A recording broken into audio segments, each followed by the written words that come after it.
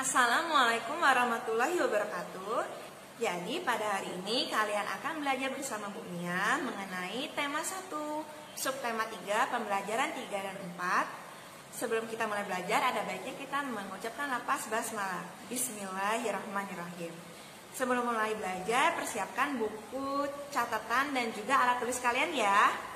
Pertama yaitu mengenai permainan engklek. Nah, permainan engklek ini merupakan salah satu dari permainan tradisional. Permainan engklek ini sudah pernah kita bahas ya pada subtema 1. Permainan engklek ini berasal dari Bali. Nah, untuk memainkan permainan ini butuh 2-5 orang. Permainan engklek ini menggunakan peta-peta yang kita gambar pada tanah. Nah, peta-peta itu kita namakan sebagai sawah, tempat kita berpijak saat bermain. Nah, selain dari sawah, juga membentukkan yang namanya gacu. Gacu itu adalah serpihan genting ataupun batu yang kita gunakan untuk dilemparkan pada peta-peta tersebut. Nah, pada saat kalian bermain engklek ataupun memainkan permainan lainnya, agar tidak terjadi perselisihan, kalian harus memiliki sifat yang jujur, sportif, dan juga pantang menyerah, agar tidak terjadi perselisihan saat kalian bermain. Nah, pada saat kalian bermain, kalian merasa nggak ada perbedaan suara yang kalian dengar saat di dalam ruangan ataupun di luar ruangan? Nah, kalau kalian merasakan itu karena diakibatkan adanya sifat-sifat bunyi. Sifat bunyi itu ada beberapa. Salah satunya yaitu bunyi dapat dipantulkan dan juga bunyi dapat diserap. Kita bahas dulu mengenai bunyi dapat dipantulkan. Pemantulan bunyi ini sering kalian rasakan ketika kalian berada di kamar mandi. Saat kalian bernyanyi di kamar mandi, kalian akan merasakan perbedaan pada suara kalian. Nah, itu diakibatkan karena adanya pemantulan bunyi. Terus apa sih pemantulan bunyi itu? Pemantulan bunyi itu terjadi ketika gelombang bunyi menabrak bidang pantul, lalu gelombang tersebut dipantulkan lagi oleh bidang pantul tersebut. Nah, bidang pantul ini merupakan benda-benda yang keras, seperti contohnya adalah dinding. Jadi, pada saat kalian bernyanyi di kamar mandi, dinding-dinding kamar mandi kalian merupakan bidang pantul bagi bunyi suara kalian. Selain itu, pemantulan bunyi ini dimanfaatkan untuk mendeteksi kedalaman laut, yaitu menggunakan sonar.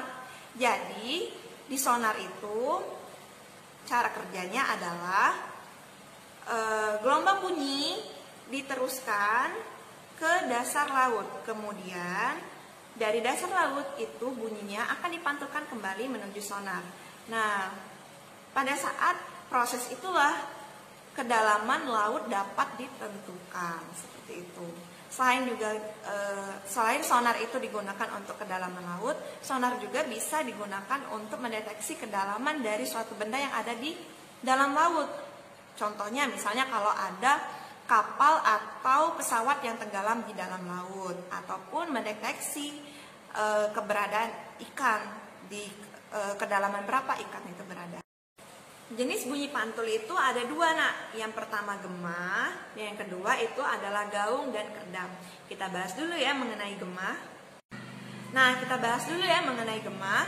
Gema ini biasa terjadi ketika kalian sedang di daerah pegunungan, bukit ataupun lembah. Nah, misalnya kalian lagi ada di daerah perbukitan, kalian teriak, "Halo!" Maka setelah itu akan terdengar lagi, "Halo, halo, halo, halo." Dan lama-lama hilang. Nah, itu merupakan fenomena dari gema. Mengapa sih gema bisa terjadi? Karena sumber bunyi dengan bidang pantul itu letaknya jauh nak. Maka gema terjadi. Yang akan kita bahas yaitu gaung atau kerdam. Nah, berbeda dengan gema tadi, gaung atau kerdam ini bersamaan dengan bunyi asli, sehingga membuat bunyi asli itu tidak terdengar jelas. Hal ini terjadi karena sumber bunyi dan bidang pantul letaknya berdekatan, seperti itu. Nah, hal ini biasa terjadi di studio musik, di studio radio, dan juga di bioskop. Nah, makanya di tempat studio radio, studio musik ataupun di bioskop, di dinding-dindingnya itu diberikan bahan-bahan yang dapat menyerap bunyi seperti yang Ibu jelaskan tadi, Nak, karena sifat bunyi itu dapat diserap seperti itu. Untuk lebih jelasnya nanti Ibu akan jelaskan ya mengenai bunyi dapat diserap. Kita bahas mengenai penyerapan bunyi. Bunyi itu dapat diserap oleh benda-benda lunak di sekitar. Nah, misalnya ya, kalau kalian ada di ruangan kosong, kalian akan merasakan kan suara kalian itu bergaung seperti itu. Namun setelah kalian isi dengan kursi, dengan benda-benda lainnya, suara gaung itu menghilang. Karena apa? Karena suara tersebut diserap oleh benda-benda lunak. Nah, contoh benda lunak ini yaitu karpet, kertas, kain, dan juga busa.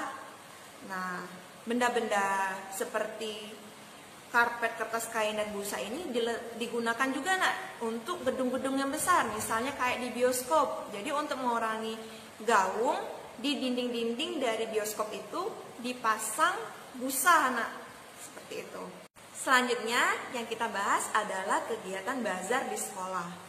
Nah, di kegiatan bazar ini biasanya menjual makanan-makanan tradisional ya. Ada pempek, ada bakso, ada martabak, ada mie ayam, dan lain-lainnya. Nah, selain dari makanan tradisional, biasanya juga dijual souvenir atau oleh-oleh dari daerah tersebut. Nah, misalnya di Palembang. Nah, biasanya bisa dijual gantungan yang berbentuk rumah limas seperti itu. Nah, untuk mengadakan kegiatan bazar di sekolah, seluruh siswa harus bekerja sama, Nak, agar kegiatan bazar dapat terlaksana dengan tertib dan aman. Nah, apa aja sih yang membuat bazar kita terlihat menarik? Yang pertama, bisa dari dekorasinya, Nak. Semakin menarik bentuk dekorasinya, maka orang-orang akan tertarik untuk datang. Yang kedua, yaitu barang-barang yang kita jual. Semakin menarik barang-barang yang kita jual, maka orang-orang juga akan tertarik untuk datang ke bazar yang telah kita selenggarakan. Untuk menyelenggarakan bazar agar bisa sukses, maka kalian seluruh siswa harus bekerja sama, Nak. Nah, misalnya kalian membagi tugas. Ada yang bertugas sebagai panitia keamanan, ada panitia kebersihan, ada juga panitia bagian untuk menjual, seperti itu. Nah, dan tidak kalah penting agar acara bazar kalian itu menarik, yaitu dekorasinya, Nak. Jadi semakin menarik dekorasi yang kita buat, maka pengunjung itu akan semakin tertarik untuk datang ke bazar kita. Maka dibutuhkanlah kerjasama antar semua siswa agar bazar tersebut dapat terlaksana dengan baik. Nah, tujuan bazar ini ada macam-macam, Nak.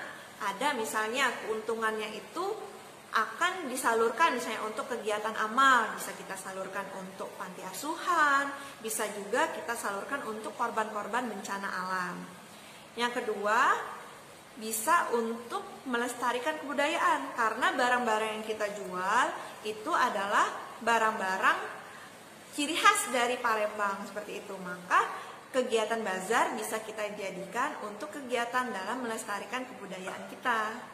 Dan yang ketiga, bisa juga bazar ini kita adakan untuk mencari keuntungan. Cukup sekian materi hari ini. Kalian juga bisa baca materi pada hari ini di buku cetak tematik kalian. Semangat terus ya belajarnya. Kita tutup pelajaran hari ini dengan lafaz hamdalah. Alhamdulillahirabbil alamin. Wassalamualaikum warahmatullahi wabarakatuh.